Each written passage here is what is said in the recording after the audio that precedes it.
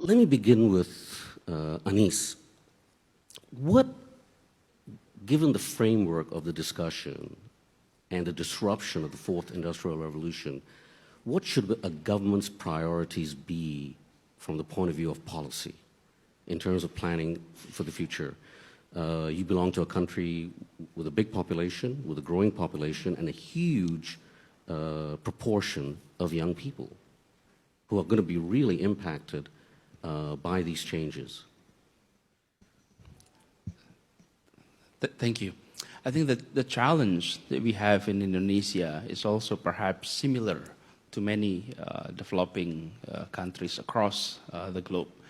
Preparing our youth, preparing our next generations to be part of the fourth industrial revolution's era. And for that, look at our profile or our pictures today. I said earlier, yesterday, the phenomenon that we were facing. Our students were 21st century students. Our teachers were 20th century teachers. And our classroom is 19th century classrooms. And this is perhaps a phenomenon that is being faced across the globe. And I think to improve this, or to tackle these gaps, government need to focus on empowering stakeholders. In our case, stakeholders of education. And the key stakeholders of education are parents and teachers. These are two agents that is often overlooked whenever we're talking about preparing our next generations. Teachers, we focus so much on teachers, but parents are often overlooked. And they are the most important. They are the first, but they are the least prepared agent to prepare for the next generation. So focusing on that. But the other thing that is also critical is as we are undergoing these transformations, many of the jobs that we are now seeing may disappear. That is been said many, many times. And when it comes to education, the questions is often raised. Can teachers be replaced by technology? Can then we ask technology to help preparing our next generations? I often approach it in a different slant. What kind of teachers is replaceable by technology? What kind of teachers is not replaceable by technology? And I think this is similar to any other jobs available. As we are transforming ourselves, we need to equip ourselves with the new competence, new skills that made us irreplaceable in that sense.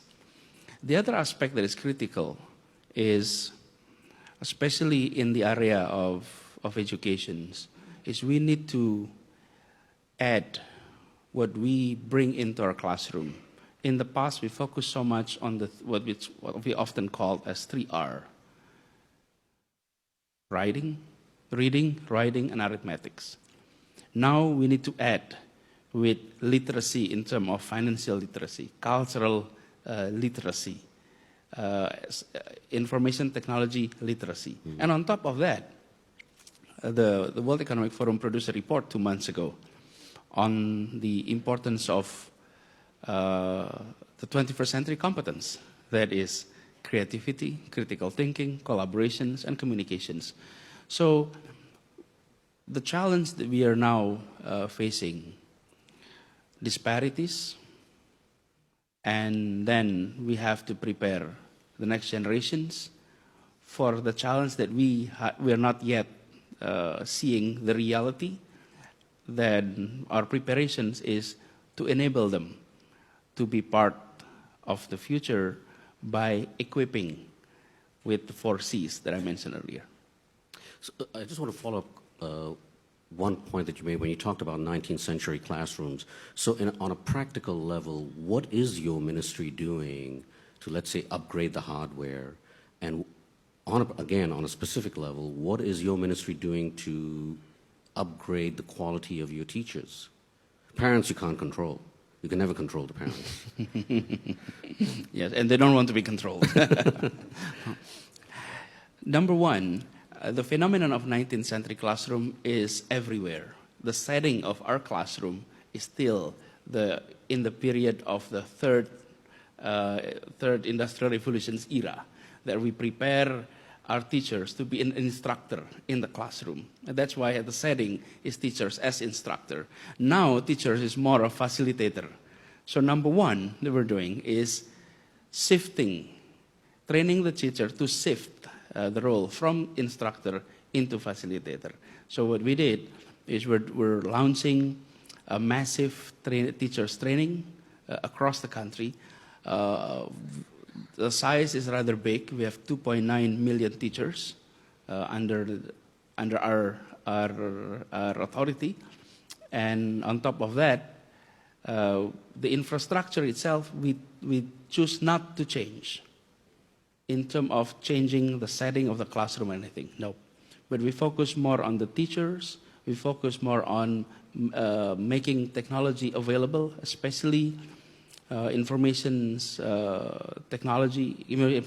communication technology.